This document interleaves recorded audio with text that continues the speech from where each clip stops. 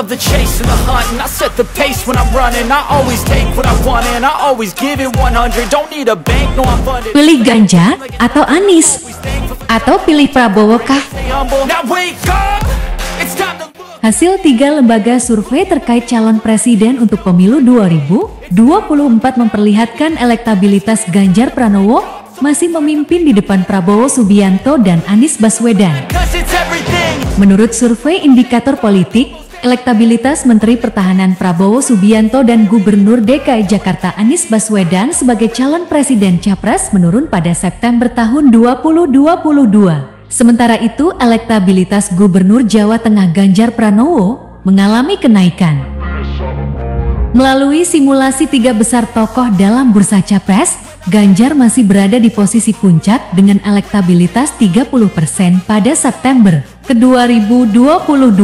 Angka elektabilitas ini meningkat dari survei sebelumnya yang sebesar 24,9% pada Agustus ke 2022.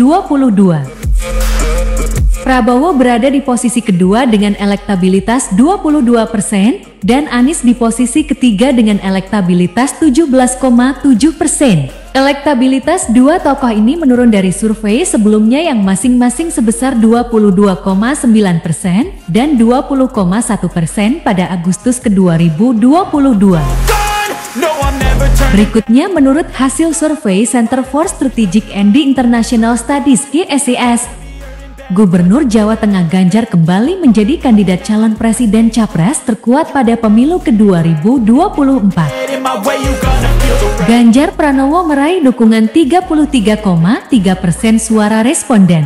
Kemudian, Gubernur DKI Jakarta Anies Baswedan meraih elektabilitas 27,5% suara responden. Sedangkan, Menteri Pertahanan sekaligus Ketua Umum Gerindra Prabowo Subianto meraih dukungan paling kecil, yakni 25,7% suara.